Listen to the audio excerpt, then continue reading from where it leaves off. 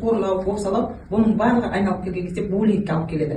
Адам, мысалы, осының барлығын осы экономикалық зорлық-зомбылық, мысалы, отбасыда мен ұстаймын ақшаны, сен ұстайсың, болмаса ата-анем ұстайды демей, ауызбіршілік болса, ортада ақша да жетеді, отбасы да тату-тәтті өмір сүреді екен да.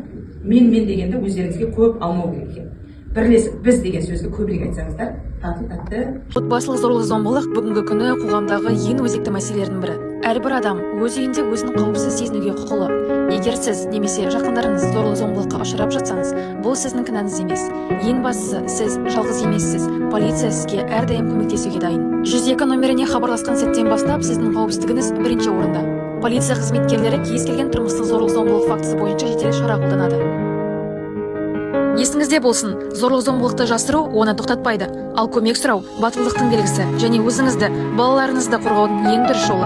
Полиция әрқашан сіздің жаныңызда, сізді тыңдауға және қолдауға дайын.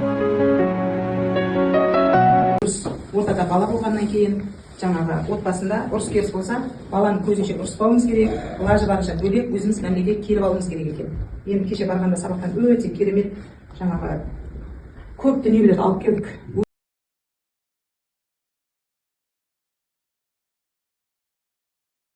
Дауға, жанжалға айналып кететіндер болады, арты түсіністікпен аяқталатындар болады, және заңмен де ары қарай қудаланып кетуі де болатын қауіптері бар. Соның алдын алу керемет деді. Осындай әдемі тәртібіңмен тағы да маған рахметті алып келуге тырыс деп қойсаңыздар, бала одан сайын талпынады.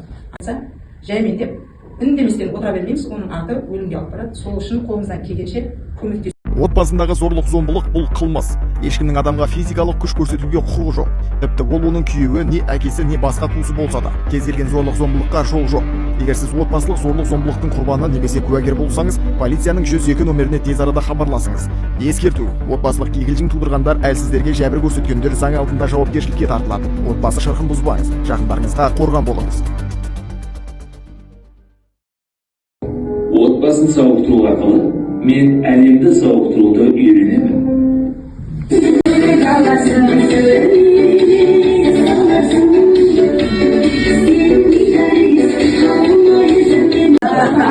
Шынымды айтсам, мамасы. Мамасы қарайды, Мен қарамаймын. Бұл кісі алып кетеді, жауапкершілік тек қана. Бағанем сол, әкелем.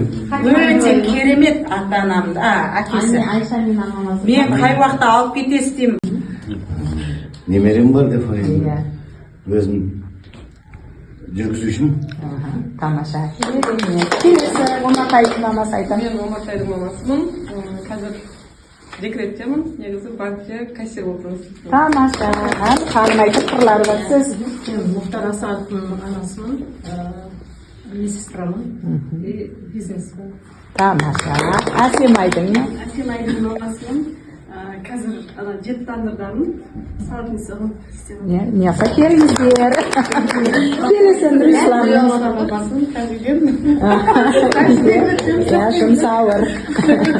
Есенген Рамазанның анасымын. Мектепте қызметкермін деп. Тамаша. Келесі. Құдайымның мамасымын.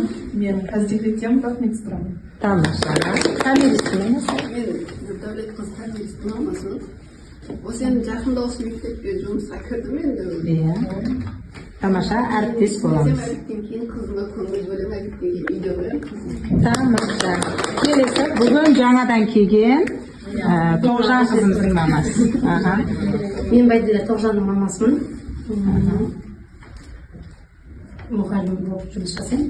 Құдай қаласа осы жаққа коллектив болмай. Әріптес боламыз дейді. Тамаша. Мамирова Заринаның мамасымын. Өзім медикеу жұмыс жасаймын. Шаха мектепте. Тамаша. Мен Мұхтар Айымның папасымын. Жақында әскери саладан пенсияға шықтым. Дәл қазір босымын. Тамаша. Тамаша, керемет бұл кісі. Мына жасқа ауысып кетті осы Сарыағашқа. Олар қиын болды. Мына екеуі что-то бірден сіңісіп кетті екеуі. Біз соны ойындадық. Не алма деп. Жоқ, әсіресе қызым кіріп кетті, Балаңыз қандай үйірмеге барады дейді. Мен қазір балам дананың ешқандай үйірмеге бара жатқан жоқ, бірақ неге қосымшаға қатысып жатық. Беріп, ботапайым былай үйреткен деп бәрін есептеп шығады. Орындап отырады. Сыйлаңыз, алыңыз. Осылай, маған жауап беріп жатса, балдарыңызды осылай сыйлаңыз. Ал, келесі. кеткенбіз. балаңыздың қандай болғанын қалайсыз дейді. Білімді болғанын, ақылды болғанын. Бала тәрбиесіне неге көбірек көңіл бересіз дейді. Ақылды болғанына, бұзық болмағанына. Жан жақтама ба? Сұрақ өздеріңіз өте керемет үйлесіп жатыр.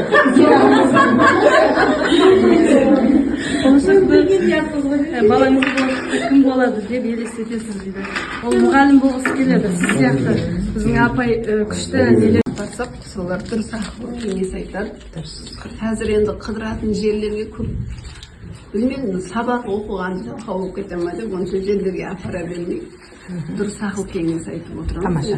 Астындағы затыңызды алыңыз. күрес жақсы көреді ол. Күрес, иә, тура. дұрыс айтасыз. Сол ғой? Балам сол күрес түрін жақсы көреді.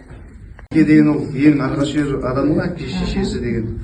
Әкеге қарап, әке не істейді, шеше не істейді, олар да соны істейді. Сондықтан жаман тәрбие бермеуге тырысамыз.